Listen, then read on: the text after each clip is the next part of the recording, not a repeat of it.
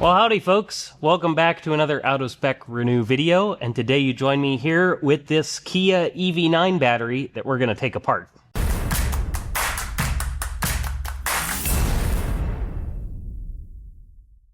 Looking for your chance to drive off in a brand new electric vehicle of your dreams and support a nonprofit organization? Do you want to say goodbye to high gas prices?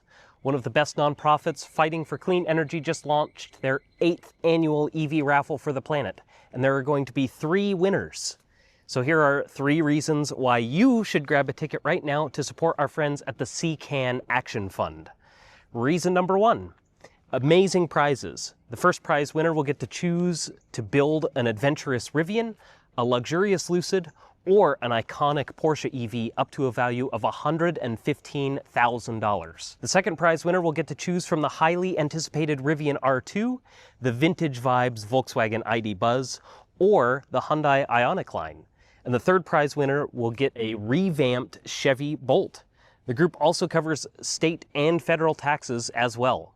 Reason number 2, there's amazing odds. With 3 winners, that means each ticket gets you 3 chances to win an electric car. You heard me right, 3. With only 10,000 tickets being sold, those are great odds. And reason number 3, the CCAN Action Fund fights for clean energy nationwide. You could win a great EV and support a greener world. It's a win-win. To enter, visit www.evraffle.org. That's evraffle.org. Or check the link in the show notes. Tickets are just $200, so get yours today. Alrighty, so like I mentioned there in the intro, folks, this is a Kia EV9 battery pack. I picked this up on eBay to be able to use for some different projects here. I've been wanting to put together a permanent battery solution for my Solectria Force, as I've mentioned a few times in previous videos. And this pack was such a good deal, I couldn't pass it up. I'm actually only going to end up using a little under a third of it to repower the Solectria, and the rest will be able to be used for other things. But like I said, this is a Kia EV9 battery. This is the long-range pack, so it's nearly 100 kilowatt hours. It has 38 4S modules, which are each 2.6 kilowatt hours roughly. So very nice, modular, easy-to-use modules.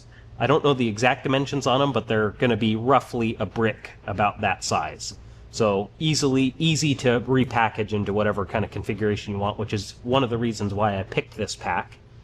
But I picked this up from an auto dismantler for $1,365 plus shipping. So after shipping fees and stuff, I think it ended up being about maybe a little over $1,600. So yeah, we're talking like 160. Or no, we're talking about $16 per kilowatt hour for this pack. So anyway, we're going to get into dismantling it here. We've got Wes behind the camera. What are your thoughts on this thing? This is insane. I honestly didn't even realize you could get packs this cheap, this new, until I talked to you more, and you're like, yeah, that happens occasionally. Yeah, a lot of the time, a lot of the newer cars that don't have really a need for third-party servicing yet, where they're basically all under warranty, there's no demand for the parts. So a lot of the parts for them are really cheap. And this is one of those particular circumstances. This is actually the cheapest EV9 pack that I was able to find. Most of them are a bit higher priced than this one. But a lot of the time, if you hunt around, you can find pretty good deals on stuff like this. The other ones that are really cheap that I found that are like currently on the market for really low pricing right now are Subaru Solterra, Toyota BZ4X, and something else that I was thinking of too. I don't remember. But anyway, there were a bunch of different packs that I was able to find that are all pretty good sized, large packs, 70 kilowatt hours plus, for under $2,000. So it's a good way to get cheap batteries for projects. Or, if it is a situation where it's an out-of-warranty repair, whether it's a salvage car or something like that, sometimes you can get pretty lucky on parts cost and find stuff cheap. But in this case, even though it's a perfectly good battery, we're just going to be tearing it apart to harvest all the modules. So, as of right now, we kind of got it uncrated from its pallet here, so it did kind of have a full enclosure, and it was wrapped with cardboard. We got all that unwrapped, and basically all that we're down to now is we've just got to pull the lid off, and basically start disconnecting all the high voltage stuff and pulling modules out. And I'm gonna have to figure out where I'm actually gonna put them all. But maybe we'll just stack them on a pallet or something. But yeah, let's get into it. Alrighty, so Wes and I are gonna pull all the fasteners out of the lid here. There's basically just a bunch of M6 fasteners around the whole periphery, and then we've got these big kind of standoffs through the center, and that would be where you'd have bolts going through the bottom of the car up into the center to kind of support the pack in the middle section. But yeah, we'll just zip all the fasteners out, I guess. Heck yeah. Let's do it.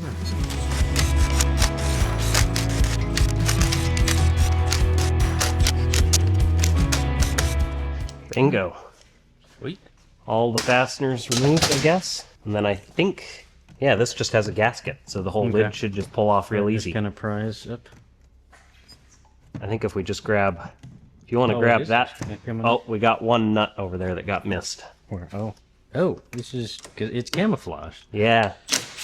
Almost all the pack lids always have some sort of alignment system, whether it's a close tolerance hole or just a stud with a nut. And it's so that the lid gets aligned properly. Okay, ready? Mm-hmm. We can just move it to the back here. And lean it up against the door, I guess. Mm-hmm. All right, so we've got the battery all opened up here, Wes, right? Yeah. And so we've got 38 of these modules in here. I believe is it 10 wide? 1, 2, 3, 4, it was 9, 5, I believe, right? 6, 7, 8. Oh, so 9 wide, which makes sense, right? So 9 times 4 is 36. 36. Plus 2 more at the front is 38. So 38 modules in total. And again, they're each 4S. I believe they're all identical. But I wasn't sure originally if any of these were going to be either if they were going to be identical or if they were going to be kind of keyed differently. It kind of looked like, based on some of the research I did online, they were all the same. And that does appear to be the case here. I don't see any differences between any of the modules. The only thing that we did notice that was different is these connectors for the cell voltage monitoring. And Wes and I kind of thought that's probably just for assembly so that you can tell which connectors go on which side so that they don't get flip-flopped backwards. So we've got a white connector here, as you can see, and then a black connector here. So I think they just keep them separated that way so that nothing gets mixed up. Yeah, that would probably make assembly a lot easier. That's the only thing I can think of that would make sense. Yeah. And it's kind of interesting the way this pack is constructed. We've been kind of looking at it. So it sort of has this outer frame, basically, with cross members in between all of the module banks that the module's actually attached to. And then the bottom of it is actually not affixed to the whole framework permanently. It actually bolts to the bottom just like the lid does. So it's almost like a lid on both the top and the bottom that are separate components. And the bottom floor of it is actually the cooling plate. So we can actually see the coolant lines here, and you can see where the plate, goes underneath the framework there. And then it kind of has an additional sort of skid plate underneath that as protection, but it's not very thick. We were looking at it, and it doesn't look like a whole lot of protection there for the bottom of the battery. So maybe don't go off-roading too hardcore in your EV9, or at least try not to bottom it out on anything. Yeah, just wait till they get the off-road version or something. But yeah, it's pretty interesting. I think that before we go tearing things apart, I might actually want to try and break out the Autel and see if we can plug into this thing and see what the pack I would love to see, state of charge or things like that, what things look like. Cool, let's do it. Alrighty, so no dice trying to connect with the Autel. I guess it just won't communicate with this thing. It did show the correct pin out and everything. If we go back a couple times here. Yeah, so see, now it says unable to communicate. But it will initially communicate when we first try to connect it, but then when you try to actually talk to the battery, then it fails. But we've got a pin out here with our manual jumper diagnostics, and we followed everything on it. And it seems like everything is where it should be, but yeah, nothing's working there. So I guess maybe there's a slight possibility that we could be looking at it upside down or flipped, but I kind of doubt it. I don't think so. But yeah, I don't know. I suppose I could always try and double check with all data or something, but we don't really have to communicate with it. I was just curious to see what the state of charge was. But we did check voltage. We did check the voltage on the pack. Yeah. So if we put a multimeter on the pack, we had our main negative, main positive, and we did get what, 80+% probably? Yeah, it's probably about 80%. It's sitting at just under 4 volts per cell. So it is sitting a bit high, but usually 4 volts per cell is basically right around 80%. So it's probably sitting 594, is that what it was? It was at 590 600. 597. It's basically at 600 Up there. volts. Which of course this is a higher voltage pack, so not quite as high voltage as some of the other eGMP stuff. Yeah. But yeah, 600 volt pack essentially. But now we've got to get to disassembly. So I think that what we're going to do is I'll get some of my insulated tools and stuff out. We'll pull all of these bus bars out that connect all of the different sort of groups of modules together to try and split it up into lower voltage sections. And then we'll probably pull all of the smaller bus bars out between all of the modules. And once they're all broken apart, they're only going to be at about 16 volts each. So pretty low voltage for each individual module. But of course, as a whole, 600 volts definitely could get you dead. So got to be careful with the high voltage here. And yeah, we'll break out all the right tools. I kind of like all their little insulating covers over the fasteners. They have these sort of little silicone boots on everything. Yeah, I like that. Really simple setup. It's just zip tied right to the bus bar. So that's kind of cool. I might actually try and save some of that stuff to reuse it. Of course, we'll be saving the bus bars that go between them because those will be really useful for these stretches here. Yeah, like all these, just these short little bus bars that connect two modules together in series. For sure. Super useful for getting everything packaged. The bigger bus bars, I don't know how useful that stuff will be for things, but yeah, it might come in handy. But yeah, I guess we'll start disassembling. Let's get to it.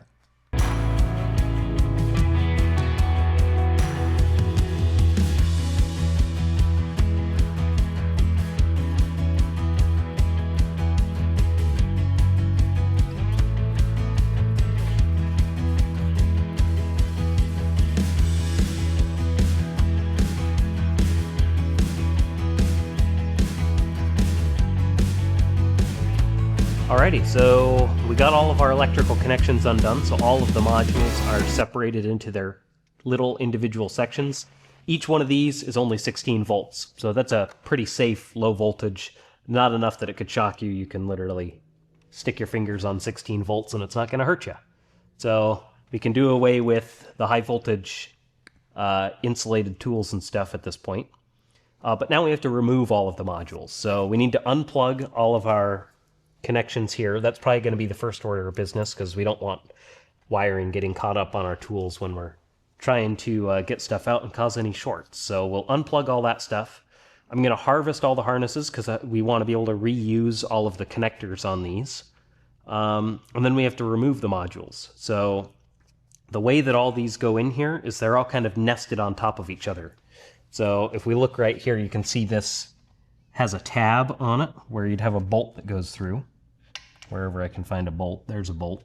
So that bolt would just go through there. And you can see in that insert on here, it's actually threaded.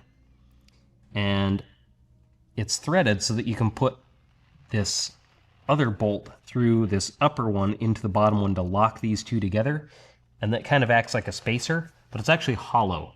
So it's a hollow bolt that just locks the two modules together, but it doesn't fasten the modules down to the plate. So you'd have another bolt that goes through that to fasten them down to the crossbeam here. So we have a lot of fasteners to remove to get all these things out. But yeah, shouldn't be too difficult. Alrighty, so we got all the harnesses removed, so we've got a free path to go ahead and pull all the modules out. Heck yeah. So it's just a matter of getting all the fasteners out, and then we'll just pull them out. And I've actually got an empty crate here from some of my other stuff that I unpacked. So we'll just load them all into this. That way they're in kind of a nice protected container here. We'll just stack them up in here, and then I'll use them as needed for whatever various projects they go on to be used for.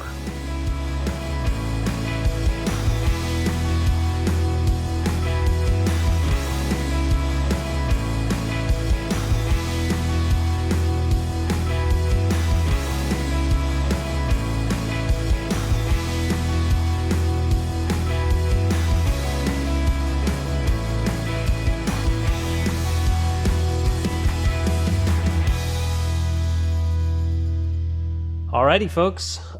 So Wes and I got all of the modules pulled out of the battery pack here, and as you can see, it's completely empty. We've got all this